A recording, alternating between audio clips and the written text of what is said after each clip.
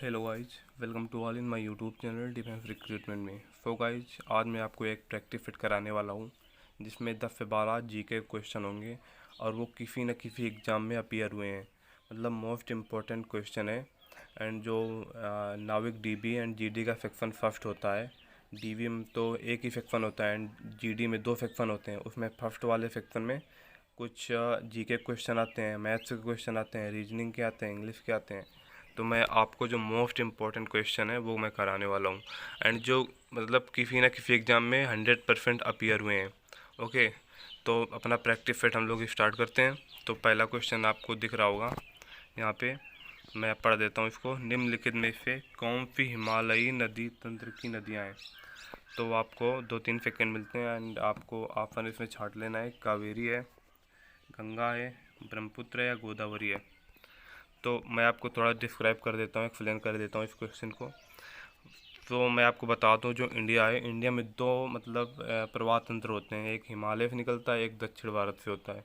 ठीक है, तो हिमालय से गंगा, ब्रह्मपुत्र, ये दोनों हिमालयी नदी तंत्र का हिस्सा है। ओके, एंड जो दक्षिण भारत की नदियाँ हैं उनमें से एक क्वेश्चन इम्पोर्टेंट बनता है कि दक्षिण भारत की नदियाँ हैं उनका आकार कैसा होता है? तो वो वृक्षनुमा मतलब आकार बनाती हैं। जब उनका प्रवाह होता है तो एक वृक्षनुमा, जब सारी नदियाँ दक्षिण भारत से निकलती हैं वो वृक्षनुमा आकार बनाती हैं। तो ये मोस्ट इम्पॉर्टेंट क्वेश्चन हो जाता है। तो आपका इसका आंसर होगा सेकेंड एंड थर्ड। तो आपका ऑप्शन बी हो जाएगा इसका right answer. Ganga and Brahmaputra हिमालयी नदी तंत्र का हिस्सा है। ओके गाइज, अब मैं नेक्स्ट क्वेश्चन में चलता हूँ। ये क्वेश्चन है, बहुत इंपॉर्टेंट क्वेश्चन है गाइस, किसी न किसी एग्जाम में आए हुए हैं। तो अभी मैं वो क्वेश्चन भी कराऊंगा जो इंडियन कोस्ट गार्ड में भी आए हुए हैं। तो ये क्वेश्चन है, राजस्थान में जो खेतड़ी परियोजना है किसके उत्पादन के लिए प्रसिद्ध है? तो आप लोगों को 2-3 सेकंड मिलते हैं। तो मैं आपको बता दूँ, ये तांबे के लिए बहुत प्रसिद्ध मानी जाती है खेतड़ी परियोजना राजस्थान में। ये इंपॉर्टेंट क्वेश्चन है, आप लोग इसे लिख लेना कहीं पे। अगर जो नहीं लिख पा रहे हो तो स्क्रीनशॉट ले लेना। अब मैं आपको 2-3-4 फसलें बताऊंगा जो मतलब बहुत इंपॉर्टेंट है, किसी न किसी राज्य में जो बहुत ज़्यादा मात्रा में होती हैं। तो पहली है कपास। कपास सबसे ज़्यादा किस राज्य में होती है आपको ये बताना है। ठीक है, अगर कोई नॉइज आ रही हो तो पैनिक नहीं होना है आप लोगों को। ठीक है, कपास। कपास मैं आपको बता दूं, कपास एंड मूंगफली, ये आप लोग लिखते जाइएगा। कपास एंड मूंगफली ये गुजरात में होते हैं। Okay, and jute. जूट एक फसल होती है, ठीक है, वो कहाँ होती है आप लोगों को बताना है। जूट तो ये पश्चिम बंगाल में होती है। एंड मैं आपको 1-2 और बता देता हूँ, जैसे कि केला। केला ये मोस्ट इम्पोर्टेंट क्वेश्चन है। केला सबसे ज़्यादा किस राज्य में उगाया जाता है? तो ये सबसे ज़्यादा तमिलनाडु में उगाया जाता है। कहाँ पे? तमिलनाडु में। ठीक है, आप लोग इसे भी लिख लेना। एंड मैंने आपको कपास बता दिया, मूंगफली बता दिया। कपास एंड मूंगफली गुजरात में होते हैं, केला केला तमिलनाडु में होता है एंड जूट पश्चिम बंगाल में होता है। ठीक है, मैं नेक्स्ट क्वेश्चन पे चलता हूँ। एंड गाइज, मुझे अगर कोई क्वेश्चन अगर जो बीच में याद आ गया तो मैं उसे भी रिलेट करके आपको याद करवा दूंगा। तो ये गाइज क्वेश्चन है आपका, करो या मरो नारा किसने दिया था? ये अभी जो यूपी त्रिपाल एसपी पेट का एग्ज़ाम हुआ था, ये उसी का क्वेश्चन है। ओके, तो मैंने आपको ये भी बता दिया कि किस एग्ज़ाम में अपीयर हुआ था। तो गाइज ये महात्मा गांधी ने दिया था। एंड ये कन्फ्यूज़न उन लोगों को हो जाता है जिन्होंने अभी हिस्ट्री पढ़ी नहीं हुए हैं। तो उनको लगता है ये तो शांति विचारधारा वाले थे एंड उनको लगता है ये तो थोड़ा एरोगेंट टाइप का मैसेज है जो इन्होंने नहीं दिया होगा, ये तो शांति प्रिय आदमी थे। तो ऐसा कुछ नहीं है, आपको बस याद रखना है कि महात्मा गांधी ने दिया था। एंड सुभाष चंद्र बोस ने कौन सा नारा दिया था आप लोग बताना है। ये नारा दिया था, तुम मुझे खून दो मैं तुम्हें आज़ादी दूंगा। ओके, नेक्स्ट क्वेश्चन में चलते हैं हम। हाँ, चरक संहिता किससे संबंधित है? राजनीति से, वास्तुकला से, चिकित्सा से, गणित से? ठीक है, तो आप लोगों को 2-3 सेकंड मिल जाते हैं। तो मैं आपको बता दूं, ये मेडिकल साइंस से संबंधित है, चिकित्सा से। एंड एक बहुत इम्पोर्टेंट पुरस्कार आता है एबल। एबल प्राइज जो होता है वो किस क्षेत्र में दिया जाता है? ये क्वेश्चन पिछली बार जो इंडियन नेवी का पेपर हुआ था ऑफलाइन, अभी कुछ समय पहले हुआ था ऑफलाइन।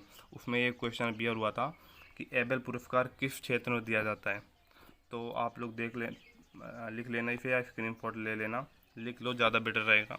ये गणित में दिया जाता है। ओके, बहुत इम्पोर्टेंट है ये। नेक्स्ट में आते हैं हम लोग। हाँ, ये काफ़ी इम्पोर्टेंट है। आ गया, कांदरिया महादेव किस राज्य में स्थित है? मंदिर का है एक, क्योंकि एक दो क्वेश्चन किसी न किसी एग्जाम में अपियर होते रहे हैं टेम्पल से। ठीक है, तो कांदरिया महादेव किस राज्य में स्थित है आपको बताना है। तो गाइस ये खजुराहो एमपी में स्थित है। ओके, तो मैं एक दो मंदिर और यहाँ बता देता हूँ जो बहुत इंपॉर्टेंट हैं। एक है जैसे लक्ष्मण मंदिर।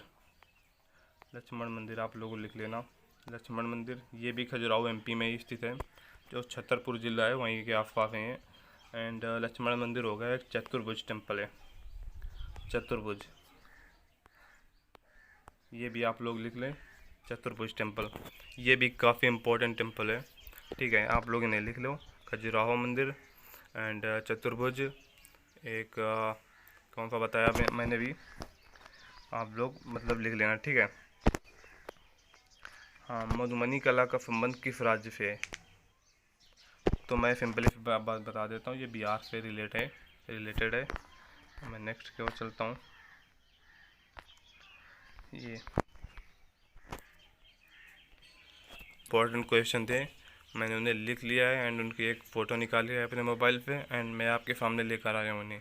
ये काफ़ी इम्पोर्टेंट क्वेश्चन है एंड आपको मैं जिस पे टिक मारूँ उसी को आपको देखना है। ओके, तो जैसे ये वाला क्वेश्चन है कि टावर ऑफ फाइलेंस कहाँ स्थित है? ऑप्शन है मैसूर, कोलकाता, मुंबई, पटना। ठीक है, तो जो ये मुंबई में स्थित है। एंड मालाबार हिल्स ये कहाँ पे स्थित है? मालाबार हिल्स, ये काफ़ी इंपॉर्टेंट क्वेश्चन बन जाता है ये, क्योंकि ऐसा नाम है ये, आपको लगेगा ये केरल में स्थित है, बट ये भी मुंबई में स्थित है, मालाबार हिल्स। ओके, आपको इसे याद करके रखना है। ठीक है, एंड एक मैं फोर्ट बता देता हूँ काफ़ी important, William fort. William fort कहाँ स्थित है? विलियम फोर्ट कहाँ पर स्थित है बताओ? तो ये कोलकाता में स्थित है, आप लोगों को याद रखना है विलियम फोर्ट कहाँ पे स्थित है, कोलकाता में। ठीक, एंड 13 नंबर पे आ जाते हैं हम लोग। ये 13 नंबर है, अम्ल लिटमस को परिवर्तित करता है। ये क्वेश्चन 80% कैंडिडेट ऐसे होते हैं, ये क्वेश्चन आते ही गलत कर देते हैं। मतलब ऐसा ये कन्फ्यूजन वाला क्वेश्चन है कि कोई भी गलत कर सकता है इसमें, मतलब किसी की गलती नहीं है, सभी लोग याद करते हैं, बट ये गलत हो जाता है। तो आज मैं आपको इसकी ट्रिक बताऊंगा एंड गारंटी है इस बात की, कभी भी अगर इस तरह का क्वेश्चन आया कभी भी गलत नहीं होगा। ठीक है, अम्ल लिटमस को परिवर्तित करता है। ऑप्शन है नीले को लाल में, लाल को नीले में, दोनों ए एंड बी, इसमें से कोई नहीं। तो मैं आपको ऑप्शन बता देता हूँ, ए नीले को लाल में चेंज कर देता है। ठीक है, अम्ल। अब मैं आपको ट्रिक बताता हूँ, अनिल, ये मेरे दोस्त का नाम है अनिल। ठीक है, तो मैं आपको ये मतलब एक ट्रिक है इसे याद करने की। तो आ से होगा अम्ल सॉरी गाइस, आ से होगा अम्ल, ना से होगा नीला एंड ला से होगा लाल। ठीक है, तो अब मैं आप बता, अम्ल, आ से अम्ल नीले लिटमस को लाल में चेंज कर देता है, अम्ल नीले लिटमस को लाल में चेंज कर देता है। बस आपको एक नाम याद रखना है, अनिल, अम्ल नीले लिटमस को लाल में चेंज कर देता है। ये देखो, अम्ल नीले लिटमस को लाल में चेंज कर देता है। अब अगर क्षार वाला आया होता क्वेश्चन आपके पास, क्षार लिटमस को परिवर्तित करता है, तो आप क्या लगाते हैं भाई? अम्ल नीले लिटमस को लाल में चेंज कर देता है, अनिल, आ अम्ल, ना नीला, ला लाल, अनिल। ठीक है, अम्ल नीले लिटमस को लाल में अगर चेंज करता है तो क्षार लाल लिटमस को नीले में परिवर्तित कर देगा। तो ऑप्शन नंबर बी सही हो जाएगा, अगर जो यहाँ पे आता है क्षार लिटमस को परिवर्तित करता है। ठीक है, अब मैं क्वेश्चन नंबर में नेक्स्ट में आता हूँ। ये है इम्यूनोलॉजी के जनक कौन है? Robert Koch, Louis Pasteur, Edward Jenner, Landsteiner. ठीक है, बताओ कौन 5 में ये लैंड स्टीनर है, तो इसका ऑप्शन होगा सही, option number C, Edward Jenner. और इन्होंने चेचक चेचक की खोज करी थी। चेचक एक बीमारी है, तो आप लोग इसे लिख लेना। एडवर्ड जेनर ने इम्यूनोलॉजी की खोज करी थी, ठीक है, एडवर्ड जेनर ने, और इन्हें ने ही चेचक एक बीमारी होती है उनको खोज करी। और चेचक कौन फरोग है, ये किसके द्वारा होता है, ये भी क्वेश्चन आ जाता है, ये भी काफ़ी इंपॉर्टेंट हो जाता है। ये विषाणु से होने वाला रोग है, विषाणु से, ठीक है। ऐसे क्वेश्चन आ जाते हैं अगर जो आप लोगों ने एग्ज़ाम दिए होंगे या प्रैक्टिस फिट कोई लगाया होगा, तो आ जाता है कि चेचक, हैजा, कई प्रकार की बीमारियाँ होती हैं, ये किससे रिलेटेड हैं, इस प्रकार से आ जाता है। तो इम्यूनोलॉजी एडवर्ड जेनर ने, एंड इन्होंने चेचक की खोज करी। एंड चेचक एक विषाणु से होने वाला रोग है, ठीक है। अब मैं आपको एक और क्वेश्चन देता हूँ। पोलियो, पोलियो, ठीक है, पोलियो किससे होने वाला रोग है, जीवाणु से, विषाणु से, इनमें से कोई नहीं या दोनों, बताओ कौन सा है। ये भी गाइस विषाणु से ही होने वाला रोग है, काफ़ी इम्पोर्टेंट क्वेश्चन बन जाता है ये, विषाणु से होने वाला है रोग, ठीक है। पोलियो, पोलियो आप लिख लिए होंगे आप, पोलियो, ठीक है। एक दो और बीमारी मैं बता देता हूँ, जैसे एड्स, एड्स हो गया, पोलियो हो गया, ठीक है, चेचक हो गया,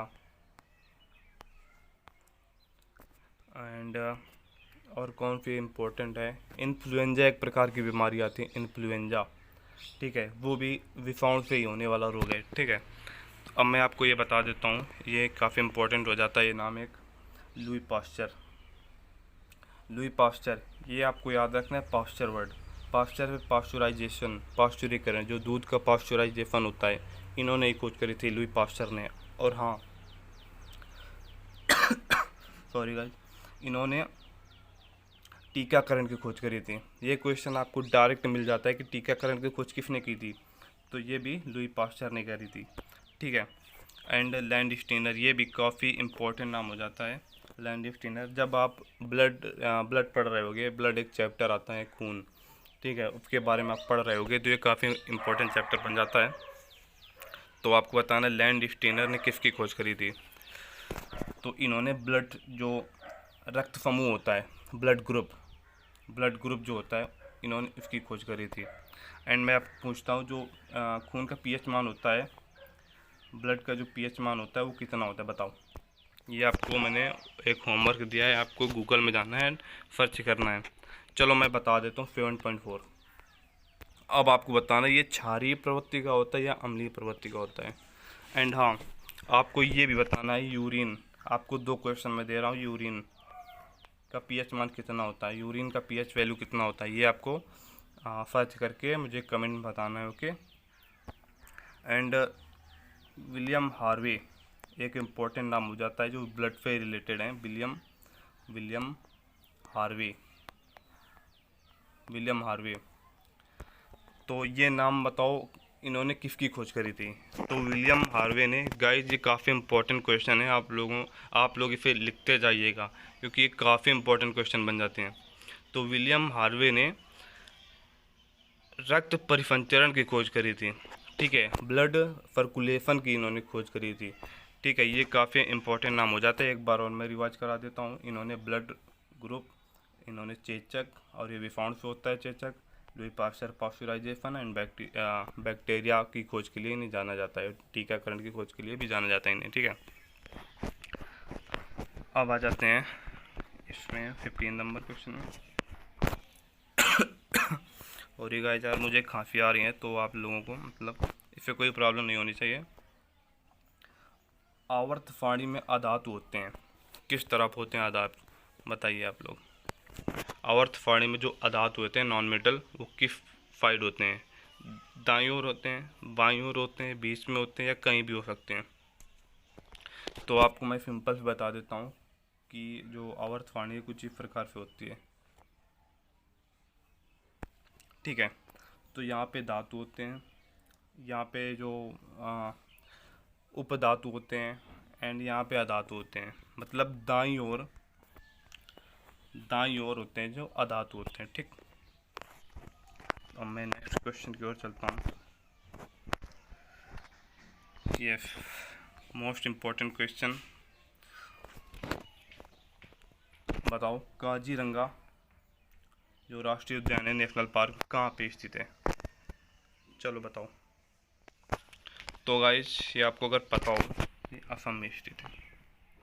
एंड गाइस ये क्या, अगर जो आपको 7 सिस्टर जो ईस्टर्न स्टेट हैं फाद, अगर उन पे क्वेश्चन आना होगा यहाँ पे कि राष्ट्रीय उद्यान इनमें से कौन सा है असम का, तो 80% चांस होते हैं कि वो असम का ही आएगा। क्योंकि गाइस यहाँ पे वन हॉर्न गैंडा जो होता है, एक सींग वाला गैंडा राइनोसॉरस जो होता है, वो यहीं पे पाया जाता है असम में, काजीरंगा में। ठीक है, अगर जो 7 स्टेट से, मतलब जो 7 सिस्टर होती हैं, उनसे किसी भी राज्य से कोई अगर नेशनल पार्क पूछा जाएगा तो 80% चांस होते हैं कि यही पूछा जाता है काजीरंगा। ये असम में और एक सींग वाले गैंडे के लिए प्रसिद्ध है। एंड केरल तो आप लोगों को पता होगा, silent valley. And most important, and जो 7 सिस्टर के बाद जो मोस्ट इम्पॉर्टेंट जो नॉर्थ इंडियन स्टेट में आ जाता है, जो मध्य प्रदेश, एमपी। अगर जो गाइज ये मतलब मैंने रियलाइज़ करा है कि अगर जो पूछना होगा कि जो नॉर्थ इंडियन स्टेट में, तो यहीं से आता है, एमपी से, क्योंकि यहाँ पे सबसे ज़्यादा यहीं पे नेशनल पार्क हैं, इसलिए कंफ्यूज करने के लिए यहीं से दे दिए जाते हैं। तो एमपी में मैं आपको बता देता हूँ कुछ इम्पोर्टेंट नाम, एंड आपको अगर जो याद हो जाए तो याद हो जाए, अगर जो आप लोगों को लिखना हो तो लिख लेना। ठीक है, तो मैं नाम ले रहा हूँ। कान्हा नेशनल पार्क, कान्हा, माधव, पेंच, सतपुड़ा, कुनो। ये रिसेंटली अभी थोड़ा न्यूज़ में रहा है, करंट अफेयर्स में भी रहा है, ये तो इम्पोर्टेंट है। एक बार मैं वो बता देता हूँ मैं आपको। कान्हा, माधव, पेंच, सतपुड़ा, कुनो। आप लोग लिख लेना इन्हें, कान्हा, माधव, पेंच, सतपुड़ा, कुनो। ठीक है, ये 4-5 मैंने बता दिए, काफ़ी इम्पोर्टेंट ये हो जाते हैं। और गाइज केरल में एक और पड़ता है, पेम्पाडुम सोला। ये काफ़ी इम्पोर्टेंट नहीं है, बट आप लोग नॉलेज के लिए आप लोग इसे लिख लेना। ठीक है, तो गाइज जो जीके सेक्शन था वो इतने ही क्वेश्चन थे, एंड मैंने काफ़ी डिस्क्राइब किया है, काफ़ी एक्सप्लेन किया है। अगर जो ये वीडियो आपको अच्छी लगी हो तो मुझे कमेंट करके बताएं, एंड जो क्वेश्चन मैंने आपको दिए हैं, 2 या 3 दिए हैं, आप लोग उन्हें भी कमेंट करके बताएं। इनका आंसर ये होगा, जैसे यूरिन का मैंने पीएच वैल्यू पूछा है, एंड खून प्रकृति में कैसा होता है, क्षारीय होता है या अम्लीय होता है। तो आप लोगों की ये क्वेश्चन आंसर बताने आपको कमेंट में। ओके, एंड अब जो इसका नेक्स्ट वीडियो है मैथ के ऊपर मैं लाऊंगा, जो मोस्ट इम्पोर्टेंट क्वेश्चन की सीरीज होगी, 10 से 12 क्वेश्चन होंगे। ये मत सोचना गाइज ये 10 से 12 मैंने क्वेश्चन कराए हैं। क्वेश्चन की क्वालिटी नहीं, क्वालिटी आपको देखनी है, क्वांटिटी नहीं देखनी है। ठीक है, मैं आपको एक्सप्लेन भी करता हूँ। ठीक है, तो समय ज़्यादा लग जाए तो उसका चलेगा, बट क्वेश्चन की क्वालिटी आपको देखनी है, एंड कौन सा क्वेश्चन किस बार एग्ज़ाम में आए। मैंने बताया ना कि ये काफ़ी सारे जो एग्ज़ाम होते हैं उनमें ये वाला क्वेश्चन जो काजीरंगा, ये बहुत बार अपीयर होता है। बट जो अब एसएससी सीएचएसएल का जो है पैटर्न थोड़ा सा चेंज हो गया, तो ये नहीं पूछता, बट जो अभी जो डिफेंस में पूछे जाते हैं तो यही सारे पूछे जाते हैं। ओके, तो गाइज अपना रिस्पांस मुझे कमेंट बॉक्स में दीजिए। अब मैं आपको जो नेक्स्ट प्रैक्टिस सेट होगा, मैं आपको मैथ का सेक्शन लेकर आऊँगा, उसमें 10 से 12 भी क्वेश्चन होंगे, उसमें भी 20 से 25 मिनट आपको लगेंगे। ओके, क्योंकि मैं आपसे भी फॉलो कराऊंगा, मैं भी फॉलो करके उसे एक्सप्लेन करूँगा, उससे रिलेटेड जो फैक्ट होंगे मैं वो उन्हें भी क्लियर करूँगा। ओके, तो अब मैं आपको नेक्स्ट वीडियो में मिलता हूँ मैथ के साथ, तब तक के लिए जय हिंद।